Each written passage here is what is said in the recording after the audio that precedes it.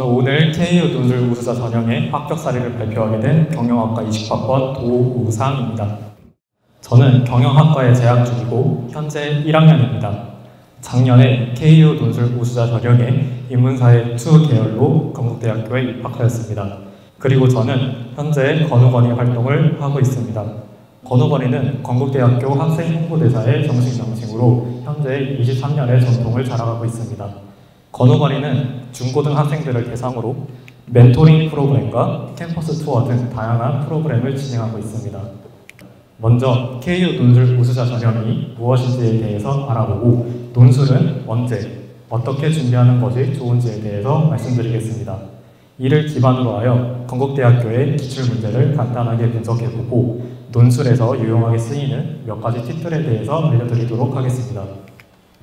오늘 제가 보여드리는 자료는 모두 건국대학교 입학처에 게시되어 있는 모집요항에서 발췌해온 자료입니다. 발표를 들으시면서 궁금하시거나 자세한 내용이 알고 싶으신 분들께서는 참조하시길 바라겠습니다. 그럼 먼저 KU 논술 우수자 전형이 무엇인지에 대해서 알아보겠습니다. 건국대학교에 지원하는 방법은 크게 수시와 정시 두 가지로 나뉘어 있습니다. KU 논술 우수자 전형은 그중 수시 전형에 포함되어 있으며 올해는 총원 445명을 선발할 예정입니다. KU 논술 우수자 전형은 생활기록부 등 다른 것들을 배제하고 오직 논술 점수만을 100% 반영합니다. 하지만 KU 논술 우수자 전형에 지원하기 위해서는 반드시 수능 최저 학력 기준을 통과해야만 합니다.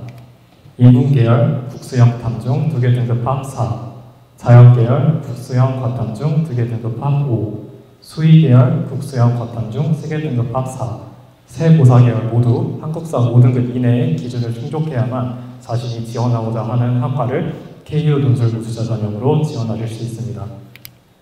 다음 자료는 논술 문제 출제 및 평가 방법에 대해서 모집요항에서 발췌해온 자료입니다.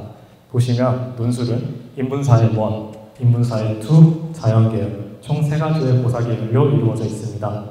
또한 논술은 3개 계열이 공통적으로 지문을 얼마나 잘 이해하였나를 확인하는 이해력, 얼마나 창의적으로 설명할 수 있나를 확인하는 표현력, 얼마나 논리적으로 자신의 의견을 증명할 수 있나를 확인하는 논증력을 중점으로 평가하고 있음을 알 수 있습니다. 인문사회 1과 인문사회 2는 총 2문제로 이루어져 있고 2계열의 문제 1은 같은 문제로 출제가 됩니다. KU 논술 우수자 전형은 모집 단위별 고사 계열이 다르니 꼭 모집 요항을 참조해 주시길 바랍니다. 저는 앞서 말씀드린 대로 경영학과에 지원을 하였기 때문에 인문사회 2를 시험 보았고 뒤에서 말씀드릴 분석은 인문사회 2를 중점으로 하여 인문사회 1과 인문사회 2의 공통 문제인 문제 1을 분석할 예정입니다. 이 시험지는 논술 시험지의 원본을 그대로 캡처해서 가져온 것입니다. 보시면 우리 건국대학교의 논술 문제는 모두 교과서에서 지문이 출제되고 있습니다. 그러니 논술을 준비하기 위해서는 내신 공부도 절대로 소홀히 하시면 안 된다는 것을 말씀드리고 싶습니다. 다음으로 논술 준비는 언제, 어떻게 준비하는 것이 좋은지에 대해서 말씀드리겠습니다. 논술 전형을 준비하시는 학생들에게 여쭤보면 보통 1년에서 2년 정도를 준비한다고 말씀하십니다. 하지만 시간은 절대로 중요하지 않습니다. 저는 6월 모의고사를 2주 앞둔 시점에서 이과에서 문과로 전과를 하였습니다. 그리고 7월부터 11월달까지 총 4개월만 논술 전형을 준비하였습니다. 지금 준비하여도 절대로 논술 전형은 늦은 것이 아닙니다. 논술을 준비할 때 가장 중요한 것은 바로 논술을 대하는 태도입니다. 저는 고정관념을 깨트리는 것이 가장 중요하다고 생각합니다. 논술은 이해력, 표현력, 논증력 등 출제 의도에 맞는 정답을 적어내려가는 과정입니다. 그래서 정답을 도출해내는 과정이 창의적이고 다방면일수록 더욱 좋은 점수를 받을 가능성이 높아집니다. 창의적이고 다방면적인 사고를 하기 위해서는 반드시 고정관념을 깨트리는 것이 중요한 태도이지 않을까 싶습니다.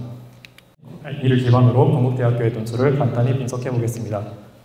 지금 보여드리는 자료는 최근 5개년 동안 건국대학교에서 출제된 인문사회계 1의 논제입니다. 저는 인문사회계 2 계열의 시험을 보았지만 제가 전달하고자 하는 말을 확실하게 전달하기 위해 인문사회계 1의 논제를 가지고 왔습니다. 보시면 2019학년도 문제 1 가와나, 문제 2 가와나, 2018학년도 문제 1 가와나, 문제 2 가와나, 2017학년도 조금 특이하네요. 가에 제시된 문제 2 가와나, 2016학년도 가, 문제 2, 가와나, 2015학년도 가와나, 문제 2, 가와나. 즉 모든 논제들은 가와 나를 활용하여 어떤 것을 해야 하는 것을 알 수 있습니다. 그럼 가와 나를 어떻게 활용해야 될까요? 보시면 가와 나에 대한 이해를 바탕으로 가와 나에 나타난 핵심 개념을 활용하여 가와 나에 대한 장소의 개념을 바탕으로 가에서 말하는 열림과 닫힘의 관점에서 가와 나와 관련하여 즉 가와 나에서 어떠한 키워드를 추출해야 함을 알 수 있습니다. 이 추출된 키워드를 기반으로 하여 다의 도표를 분석하시오, 다의 표를 분석하시오, 다의 도표를 설명하시오, 다의 세 도표를 비교 분석하시오, 다의 제시된 설문조사 결과를 분석하시오. 즉 다의 도표를 해석해내는 것이 문제 1의 논제라고 할 수 있겠습니다. 그래서 가와 나를 제대로 해석해내지 못한다면 문제 1은 제대로 풀어낼 수 없고 인문사역의 1의 경우에는 문제 2도 제대로 풀어낼 수 없습니다. 어쨌든 이렇게 도출해낸 키워드를 완료하고 나서 이를 토대로 다의 도표를 해석해 보겠습니다. 이것은 19학년도와 18학년도의 기출문제인데요. 보시면 복잡하게 수와 항목들이 많이 나열되어 있는 것을 확인하실 수 있습니다. 다음 자료는 2017학년도, 16학년도, 15학년도의 기출문제입니다. 마찬가지로 복잡하게 수와 항목들, 그래프들이 많이 제시가 되어 있습니다. 이 자료들을 가와 나에서 뽑은 키워드를 기반으로 하여 항목끼리 분류도 해보고 짜집기도 해보고 합치기도 하면서 얼마나 다방면적으로 해석하는지가 문제 1의 주요 쟁점이라고 생각이 됩니다. 즉 정리하자면 가와 나의 지문에서 핵심 단어를 찾고 핵심 단어를 토대로 다의 도표를 다방면적으로 분석한 뒤 분석이 끝나면 어떠한 결론으로 가겠다는 방향을 설정한 후에 창의적으로 논술을 작성하시면 됩니다. 방금 정리한 것을 토대로 제가 풀었던 2020학년도 논술고사 문제 1을 같이 분석해 보도록 하겠습니다. 가의 구성원의 행위와 나의 구조의 제약을 바탕으로 다의 도표를 분석하시오라고 저희가 방금 분석했던 것과 매우 유사하게 출제가 되었습니다. 여기서는 구성원의 행위와 구조의 제약이라고 키워드를 친절하게 제시를 해주셨네요. 그렇다면 먼저 가의 키워드를 추출해 보겠습니다. 사회학적 영향력을 어떤 사회적 영향력이란 어떤 사회적 현상에 대한 인식이나 이해를 단선적으로 하는 것이 아니라 관련 주제를 확대해 나가는 방식으로 이해하는 것이다 라고 제시를 하였습니다. 즉 사고의 확장을 제시하고 있네요. 이는 다방면적으로 탐색을 하는 것에 기반이 될 수 있습니다. 그리고 키워드죠. 구성원의 행위를 사회구조와 연관지어 확장해 나가는 것도 중요하다고 하였습니다. 가의 키워드에 해당하는 구성원의 행위를 나의 키워드에 해당하는 구조와 연관지어 사고를 확장해 나가라고 제시를 하였습니다. 그리고 아래를 쭉 내려다 보면 커피를 이렇게 다양한 측면에서 살펴볼 수 있는 것은 바로 사회현상에 대한 성찰적 태도 때문이며 이러한 성찰적 태도로 사회학적 상상력이 더욱 증가한다고 하였습니다. 이를 통해 우리는 다양한 측면, 즉 다방면적으로 다를 분석해야 함을 추리해 볼 수 있습니다.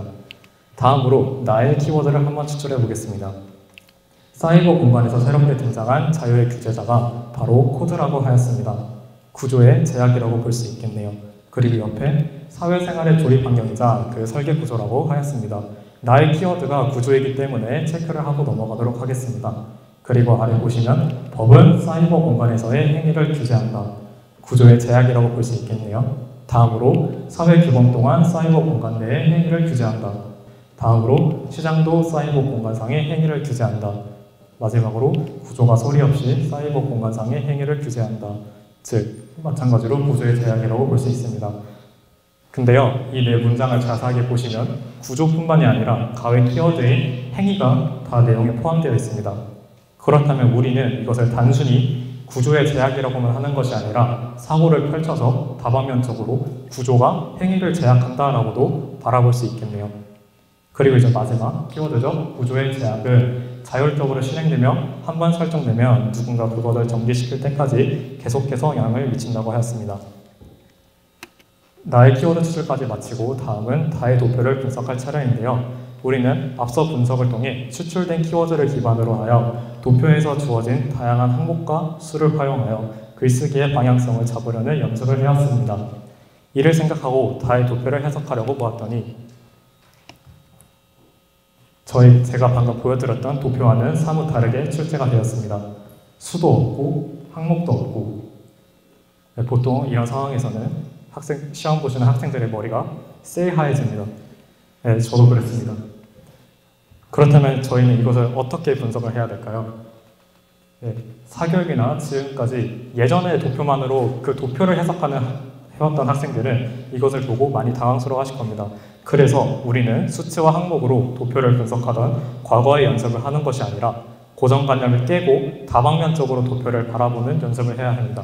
여기서는 행상 단계에서 정리시장, 그리고 상설시장으로의 변화 과정을 우리가 앞서 가의 키워드였던 구성원의 행위, 그리고 나의 키워드였던 구조의 제약이라는 키워드를 통해 도출해 보았던 구조가 행위를 제약한다 라는 개념을 바탕으로 하여 최소 요구치, 재화의 도달 범위, 상인의 이동 경로를 활용해서 다방면적으로 이 표를 분석하는 것이 주요 쟁점이라고 생각이 됩니다. 수리 문제는 간단하게 말씀드리겠습니다. 최대한 풀이 과정을 세세히 작성하고 한 문제가 풀리지 않는다고 그 문제만 붙잡지 말고 풀 수 있는 다른 문제를 많이 푸는 것이 좋습니다. 즉, 한자라도 더 쓰려고 최선을 다하시는 것이 좋습니다. 이는 자연계의 논술도 마찬가지입니다. 마지막으로 논술에서 사용되는 유용한 팁들에 대해서 말씀드리겠습니다. 논술을 작성하기에 앞서 먼저 개요를 작성하는 것이 좋습니다. 전체적인 흐름이나 방향성을 잡는 데 아주 큰 효과가 있습니다. 다음으로 두괄식으로 논술을 작성하시는 것이 좋습니다. 논술 전형은 경쟁률이 상당히 높습니다. 저의 경우에는 62대 1 정도였습니다. 경쟁률에 대한 자세한 정보는 오늘 나눠드린 모집 요강이나 자료들이 있으니 확인해 주시길 바랍니다. 그래서 그만큼 많은 답안지를 교수님들이 채점을 하시는데요. 나의 답을 먼저 보여주고 시작하면 교수님이 채점하시기에도 편하고 글의 가독성도 증가하여 더욱 좋은 점수를 받을 가능성이 매우 높아집니다. 또한 제한 시간보다 빨리 푸는 습관을 들이시는 것이 좋습니다. 저의 시험 시간은 100분이었는데요. 저는 평소에 90분 정도의 시험 시간을 설정하고 문제를 푸는 연습을 하였습니다. 시험엔 언제나 변수가 존재하기에 미리미리 이것들을 대비하여 시험 당일날에는 조금 여유로운 시험 시간을 체감하시는 것이 좋습니다. 마지막으로 상다를 기억하시는 것이 좋습니다. 바로 다독, 다작, 다상입니다. 많이 읽는 것은 나의 관점뿐만이 아니라 타인들의 관점에서 논제를 바라볼 수 있는 힘을 길러줍니다. 즉, 다방면적으로 바라볼 수 있는 힘을 기르실 수 있습니다. 많이 써보는 것은 자신의 생각을 글로써 표현하는 것에 아주 큰 효과가 있습니다. 막상 글을 쓰려고 하면 머릿속에서 정리가 안 되어 글의 맥락이 산으로 가는 경우가 종종 나오는데요. 평소에 자신의 생각을 글로 써보는 연습을 하면 논술을 작성하는 데 많은 도움이 되실 것입니다. 마지막으로 많이 생각을 해보는 것은 자신의 머릿속에서 전체적인 틀을 잡는 데 큰 도움이 됩니다. 평소에 하나의 논제를 바탕으로 상상의 나래를 넓혀간다면 분명 논술을 작성하는 것에도 아주 큰 도움을 받으실 수 있을 겁니다. 논술에 대한 자세한 정보는 건국대학교 입학처에 게시되어 있는 모집 요강과 논술 가이드북을 통해 확인하실 수 있습니다. 채점 기준과 기출문제, 우수 답안 등 다양한 자료가 내포되어 있기에 반드시 한 번에 읽어보시는 것을 추천드립니다. 또한 건국대학교 유튜브 채널에 게시되어 있는 논술 관련 영상도 참조하시면 많은 도움이 될 것 같습니다. 날 믿지마, 널 믿어. 고등학교 3학년 시절 최자호명입니다. 글이 상당히 모순적인 것 같은데요. 아마 많은 분들이 이게 무슨 말인지 잘 감이 오지 않으실 것 같습니다. 보통 사람들은 자신을 믿으라는 얘기를 많이 하시곤 합니다. 하지만 저는 반대였습니다. 이 좌우명은 이거 제대로 풀어서 맞춘 거 맞아? 또는 정말 이것만 몰라서 틀린 거야? 등 끊임없이 자기 자신을 의심하며 시험 점수나 등급 등 나의 관점에서 보이는 것들을 믿는 것이 아니라 그렇게 의심하고 알아가고 견고히 해 나아가며 발전하는 타인 관점에서의 나만을 믿으라는 뜻입니다. 수험생활을 열심히 하시다 보면 반드시 좋은 결과가 여러분들을 찾아올 것입니다. 지금까지 KU 논술 우수를 하며 합격사의 발표를 들어주셔서 감사합니다. 경영학과 20학번 건국건우건 23기 도우상이었습니다. 감사합니다.